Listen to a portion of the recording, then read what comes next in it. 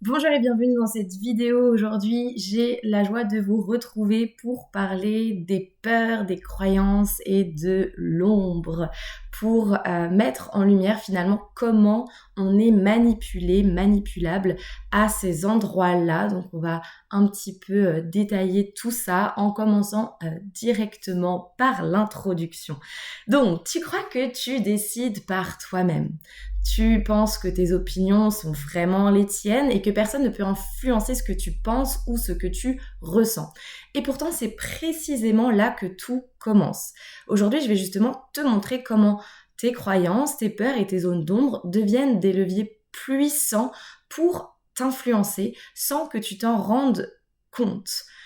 Donc, on va commencer par parler des croyances et finalement la façon dont on s'illusionne à penser qu'on est libre de penser ce que l'on pense. Les croyances en psychologie cognitive fonctionnent comme des filtres mentaux, c'est-à-dire que tu vas analyser ce que tu vis, le monde, les personnes autour de toi par rapport à tes croyances, par rapport à ton vécu, à comment tu t'es construite.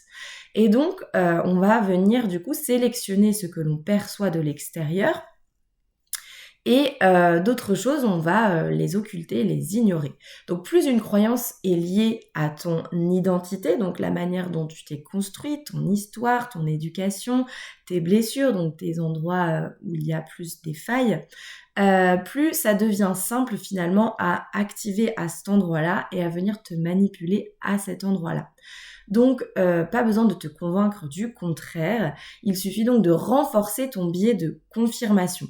Donc finalement, l'idée c'est de comprendre que on va beaucoup plus facilement chercher à valider ce que l'on croit déjà vrai plutôt que d'aller vraiment chercher la vérité là où elle est et donc d'où s'ouvrir à la pensée réflexive, interrogative et de penser vraiment par soi-même. J'aimerais détailler cet aspect de penser par soi-même parce que je lis un livre en ce moment d'Hannah Arendt qui parle de la question de la morale et je trouvais ça très pertinent parce qu'à un moment donné, elle parle justement de cette capacité euh,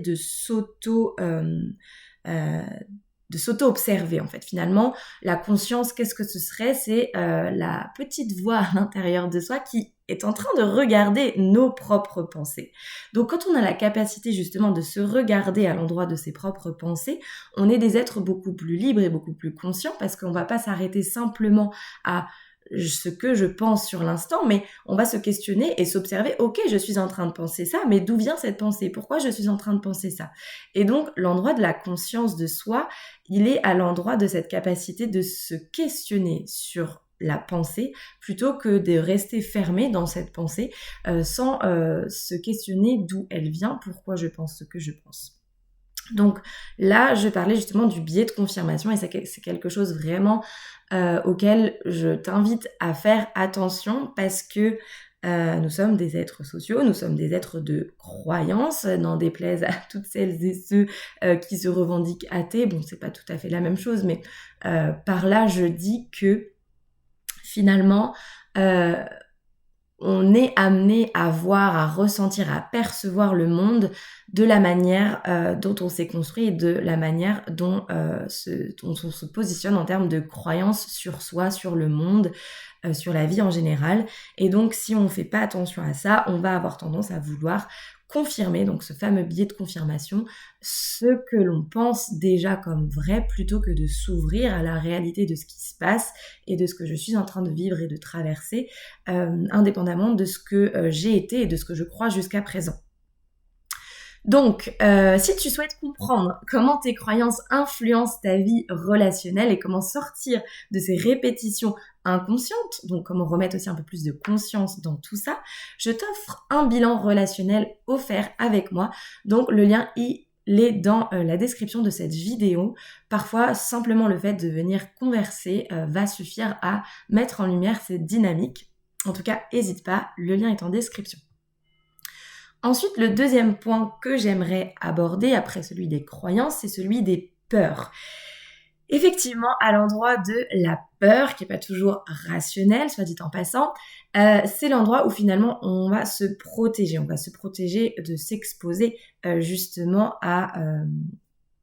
aller plus au-delà de nos peurs. Donc la peur, c'est la porte d'entrée la plus rapide vers l'influence. Pourquoi ? Parce que finalement, ton système limbique, ton système interne, il va réagir avant même que tu aies le temps de réfléchir. Ça, c'est quelque chose aussi de très important à connaître, c'est que la pensée se construit depuis la perception sensorielle, depuis quelque chose de très primaire, de très archaïque. Et donc, tout ce qui est l'ordre de l'émotionnel, de tes peurs, là, en l'occurrence, va forger donc du coup ta manière de penser le monde. Et si tu ne questionnes pas justement à l'endroit de tes ressentis et de ce qui s'est activé en toi pour que tu perçoives ça et que tu aies peur et qu'il y ait quelque chose qui s'active à cet endroit-là, eh bien tu vas être dans un niveau de conscience plus bas que si justement tu avais activé cet observateur conscient pour t'amener à réfléchir de manière plus méta, c'est ce qu'on verra aussi en systémie, de manière plus globale, ce que tu es en train de vivre au moment où tu le vis. Donc finalement, c'est là qu'intervient le biais de négativité. Le biais de négativité, c'est quoi ? C'est le fait que ton cerveau, va te donner automatiquement plus, va donner automatiquement plus d'importance au danger, à ce qui peut te mettre en danger, plutôt que... en tout cas, pour rester sur ça, je me perds un petit peu. Donc, va donner beaucoup plus d'importance sur ce qui te met en danger, même si le signal est faible ou c'est assez improbable finalement que tu risques quelque chose derrière, mais ça va réactiver quelque chose chez toi. Et donc, ça va amplifier peut-être le sentiment d'une menace, ça va t'inviter à désigner un ennemi et ça va faire en sorte de te protéger contre cet ennemi extérieur.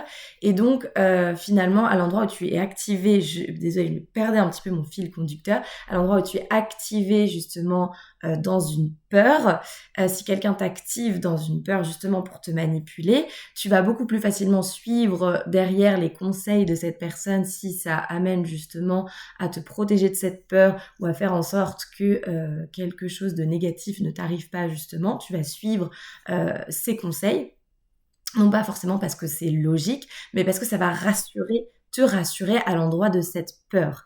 Donc, faire très attention à l'endroit dans vos relations et dans votre vie au quotidien où vous ressentez de la peur, parce que vous êtes beaucoup plus facilement manipulable à cet endroit-là, parce que vous allez de manière très normale en fait chercher à vous protéger, à survivre. C'est un système qui s'active pour notamment justement assurer notre survie. C'est pour ça, notamment si je prends l'exemple des victimes d'abus, de violences, parfois il y a tellement de peur que le fait de se protéger, de nier, de ne pas dire,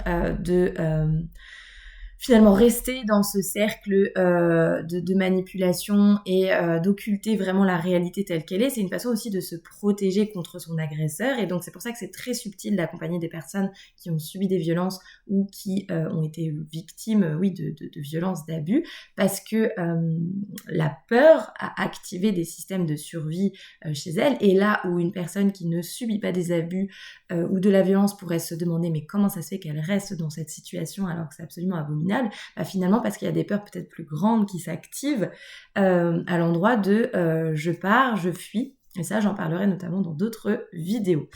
Donc, on te manipule par tes croyances et on te manipule par tes peurs, en activant notamment la peur. C'est quelque chose qu'on retrouve aussi beaucoup aujourd'hui dans la politique, de manipuler avec la peur d'un virus, la peur d'un méchant, la peur de la guerre, la peur d'un ennemi extérieur.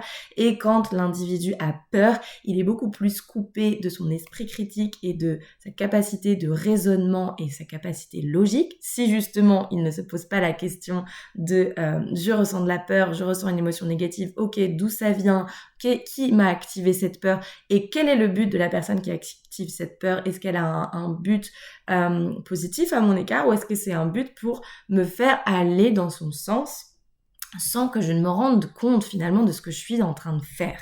Donc à cet endroit-là, importance toujours, je ne vous répéterai jamais assez, de développer son esprit critique. Et c'est grâce à cet esprit critique que vous allez pouvoir vous sentir libre dans votre vie au quotidien. C'est pas une posture facile à prendre, ça par contre je le dis bien. Donc manipuler ce besoin de sécurité de l'être humain. Ensuite, troisième place, troisième point que je voulais aborder, c'est les zones d'ombre. Carl Gustav Jung, qui était un psychologue assez connu, parle de cette face cachée justement de notre personnalité qu'il nomme l'ombre, et que finalement nous portons tous ces zones d'ombre, cette part d'inconscient, et ces parties finalement que nous n'assumons pas de nous-mêmes, et c'est ce qui finalement regroupe toutes nos impulsions, la jalousie, les blessures d'enfance, les traits de personnalité que l'on refuse d'admettre comme nous appartenant, et d'ailleurs que l'on va par exemple plus facilement projeter sur l'extérieur. Je vais vous donner des exemples juste après.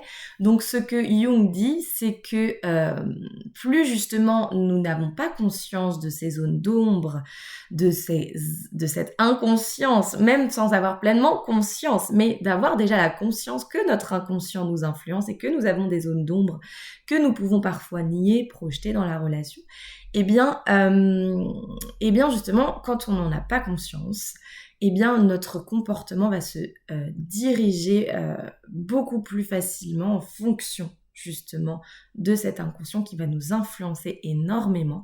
Donc, comme je disais juste là, on va projeter cette ombre sur les autres. Donc, par exemple, quand on juge quelqu'un, toujours se demander à l'endroit où je porte un jugement à l'égard d'autrui, dans quelle mesure est-ce que cela parle de moi ?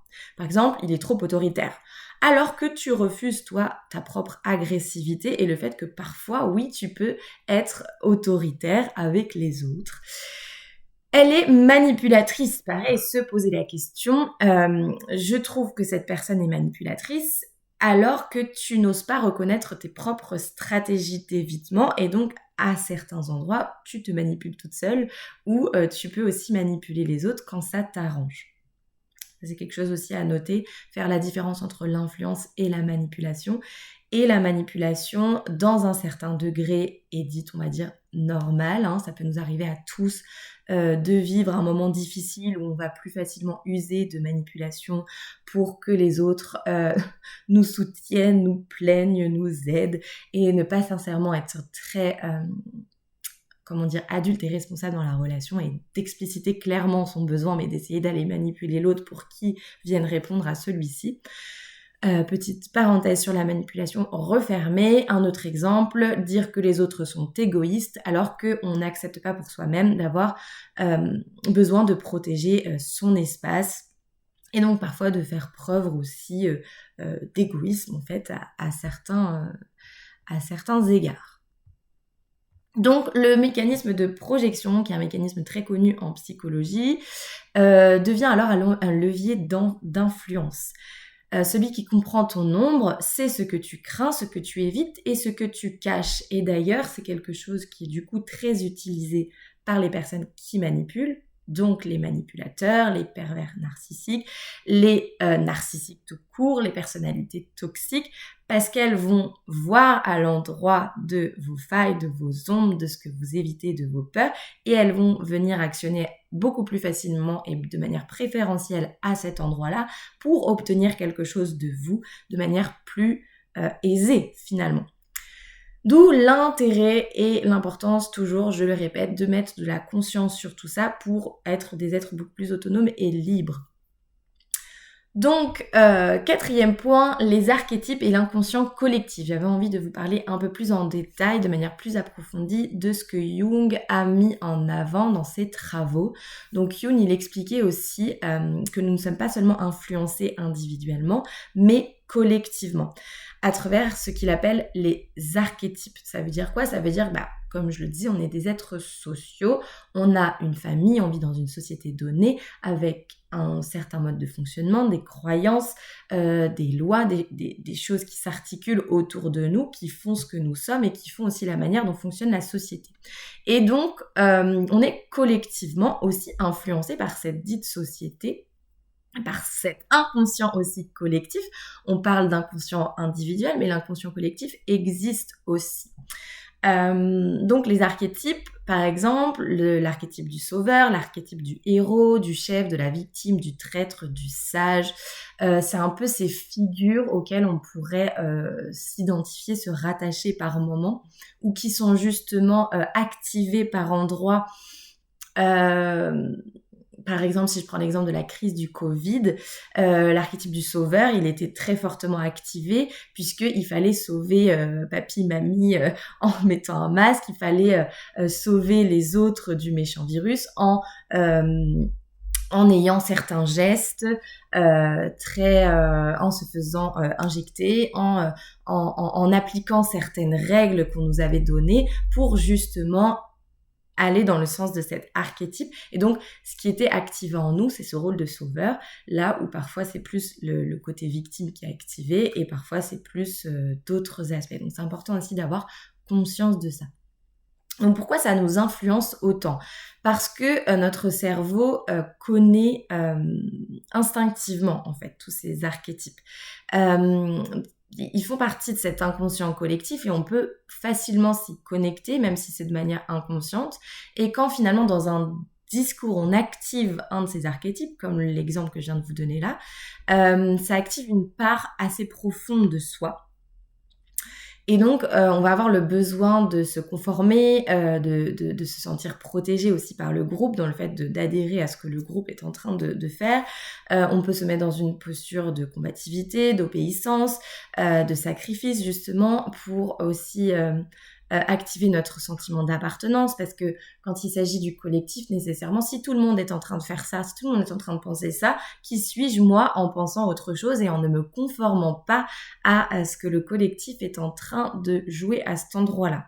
Donc ça demande encore une fois un esprit suffisamment fort, suffisamment critique pour se poser les bonnes questions et pour reconnaître si oui ou non j'ai envie de m'activer à cet endroit-là, j'ai envie d'aller dans le sens de cette masse informe qui finalement est cette collectivité.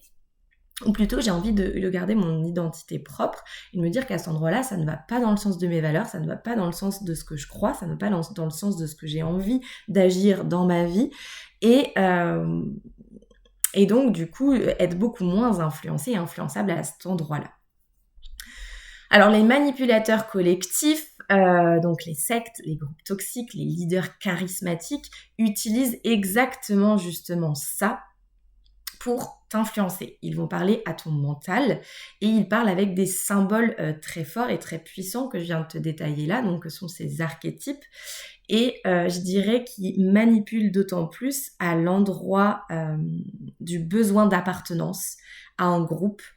C'est pour ça que dans une société donnée, que ce soit les groupes politiques, que ce soit la religion, que ce soit justement les sectes, que ce soit tout ce qui finalement va nous mettre dans une situation d'appartenir à un groupe donc plus grand que soi, c'est très important de rester alerte, de rester activé justement dans son système conscient pour ne pas se faire embarquer dans quelque chose qui va aller au-delà de ce qu'on y voit dans un premier temps et qui pourrait nous faire faire ou nous faire penser ou nous faire dire des choses qu'a priori on n'avait pas décidé vraiment de penser, de faire, de dire, et c'est à cet endroit-là que la manipulation donc commence.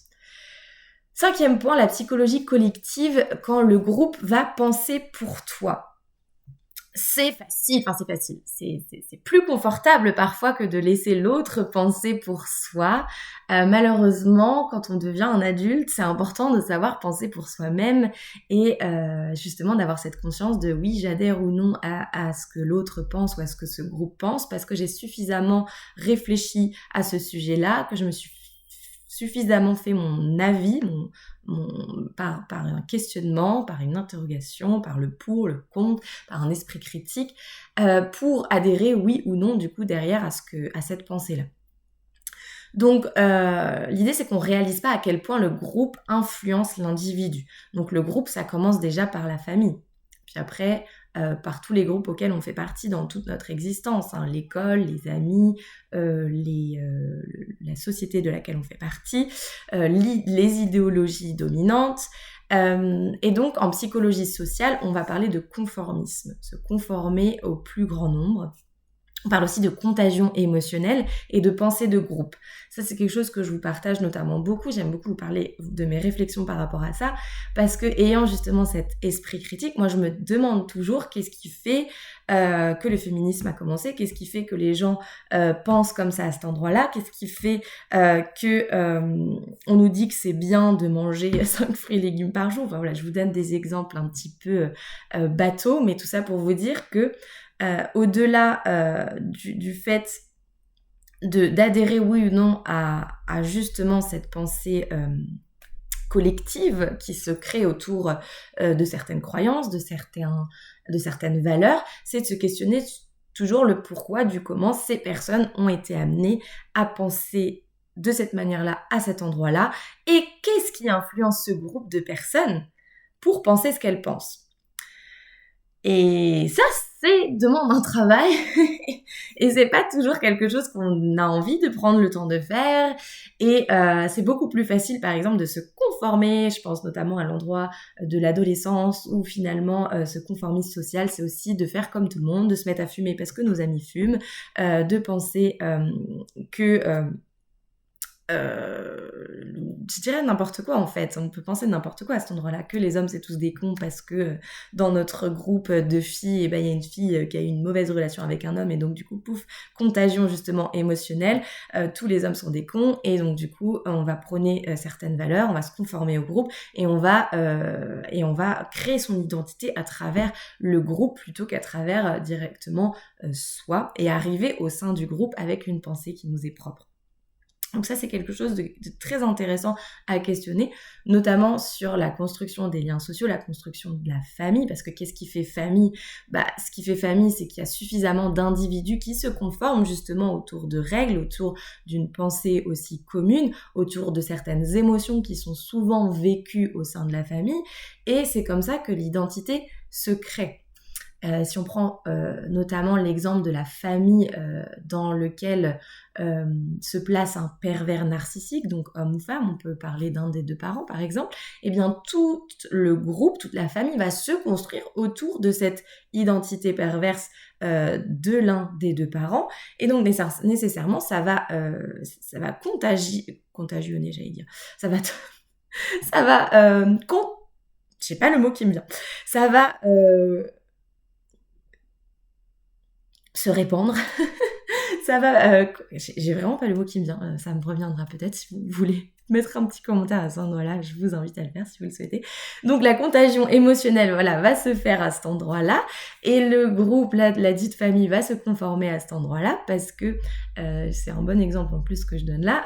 La pathologie, en tout cas la perversion narcissique à cet endroit-là, va faire en sorte la personne perverse va mener sa barque en fait, va faire en sorte que tout le monde aille dans son sens. Et s'il y a un individu qui s'extrait de ça à un moment donné, notamment devenant adulte à l'adolescence, souvent ça crée une rupture avec le parent, même avec toute la famille, si justement il y a des loyautés qui font que les autres membres de la famille restent loyaux à l'individu pervers plutôt que justement user de leur propre pensée cryptique, quitte à se faire effectivement évincer du groupe. Mais c'est et là je soulève un point intéressant aussi, c'est le risque à prendre. Quand on veut rester libre, le risque à prendre, il est effectivement très grand. Ça peut être très grand pour certaines personnes parce que le risque à prendre, c'est de se faire rejeter, c'est de se faire évincer du groupe, c'est de ne plus voir certaines personnes parce que notre pensée critique, notre liberté intérieure, on l'a placée au-dessus d'un lien avec une personne parce qu'on considère que finalement pouvoir être dans cette liberté de pensée est plus importante que de maintenir un lien qui pour nous n'est pas sain et toxique et se place à un endroit pas du tout ok et juste pour soi. Donc dans la pensée, la psychologie collective, qui est aussi justement beaucoup théorisée au niveau de la psychologie sociale, on parle de conformisme, de contagion émotionnelle et de pensée de groupe. Donc on va pouvoir changer d'avis simplement parce que la majorité semble sûre d'elle. Ça, c'est quelque chose qu'on voit énormément aujourd'hui. Tout le monde dit rouge, je pense rouge, mais je ne sais même pas pourquoi je pense rouge. Et c'est très très très très très dangereux parce que ça veut dire que si demain tout le monde normalise quelque chose qui normalement ne devrait pas l'être d'un point de vue moral, d'un point de vue éthique, d'un point de vue de la justesse, de la justice, eh bien, bon, bah, on va normaliser ça parce que comme le groupe, comme il y a une masse, il y a une quantité de personnes qui nous paraît suffisante, pour qu'on puisse se dire « Ah, bah si tout le monde pense ça, c'est que ça doit être vrai ou que c'est que ça doit être juste. » Mais ça, c'est un raccourci tellement toxique, tellement dangereux à faire, notamment quand on pense justement que beaucoup de personnes influentes dans le monde, que ce soit dans la politique, que ce soit dans les différents groupes auxquels vous appartenez, si elles sont à la place où elles sont, c'est parce que justement, elles aiment jouir d'une certaine influence, d'une certaine autorité vis-à-vis des autres, de la pensée d'autrui, et il faut se questionner à l'endroit de leur motivation et pourquoi elles font ce qu'elles font. Donc, on peut par exemple ressentir de la peur juste parce que les autres ont peur. C'est ce qui s'est passé notamment pendant la crise du Covid, où justement, quand on vient dans les médias, le drapeau rouge, tout le monde nous parle de quelque chose d'atroce, et donc du coup, il y a tellement de rabâchage, tellement cette contagion émotionnelle qui va s'activer qu'on va se mettre à avoir peur. Mais pas parce qu'on a vraiment peur, mais parce que finalement le monde est en train d'avoir peur autour de moi, donc moi aussi j'ai peur, je me rallie à cette peur collective. Donc c'est aussi l'idée de suivre une idée que tu n'aurais jamais suivie seule, d'où toujours cet intérêt de questionner si j'étais toute seule, tout seul sur une île déserte, qu'est-ce que je penserais de cette affaire-là ? S'il n'y avait pas mon père, ma mère, mes collègues, les personnes que je côtoie, les médias, si tout le monde n'était pas en train de dire ça sur ce sujet-là, est-ce que je serais en train de penser ça, moi aussi ? Donc, pour conserver simplement ce sentiment d'appartenance, qui est quelque chose de très important à comprendre, parce que l'appartenance, c'est ce qui nous façonne aussi, et c'est important de se sentir appartenir à un groupe. Là, je suis pas du tout en train de dire le contraire, mais pas au détriment de ses propres valeurs, de sa propre personne et de sa propre liberté. Ça, par contre, c'est ce que je suis en train de dire. Donc, ce n'est pas la raison qui guide le groupe, c'est l'émotion partagée. Donc, et plus un groupe te donne une identité, donc tout ce qui est mouvement politique, on peut vraiment parler de ça à cet endroit-là, tout ce qui est aussi de l'ordre du militantisme, tout ce qui me donne une identité, une force. Aussi, le groupe donne une certaine force au soi, à l'individu. Parce qu'on est tout seul à penser ce qu'on pense. On peut se sentir effectivement un peu loin du monde.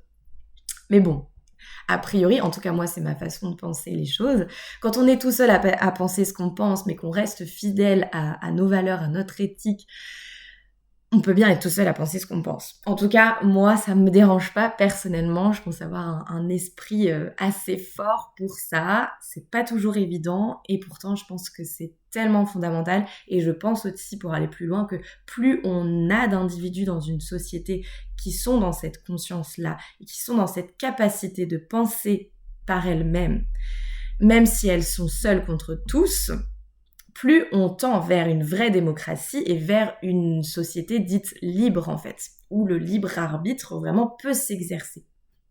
L'inverse n'est pas vrai. Parce que du coup, c'est qu'une addition de personnes qui se conforment à une même idée, mais qui sont pas en train d'individuellement, en train d'activer leur pensée critique et en train de vraiment nuancer certaines choses et parfois ne pas adhérer à certaines choses. Et voilà, bref, je m'arrête sur là parce que je pourrais en dire beaucoup plus. Donc voilà. En 6e point, j'avais envie de vous parler un petit peu et je vais essayer de faire court parce qu'on est déjà à presque 30 minutes de vidéo. Donc je vous remercie si vous êtes restés jusqu'ici. Je vous invite à vous abonner et à liker la vidéo si ce n'est pas déjà fait. Donc 6e point, la thérapie systémique. Rien n'arrive par hasard dans les relations.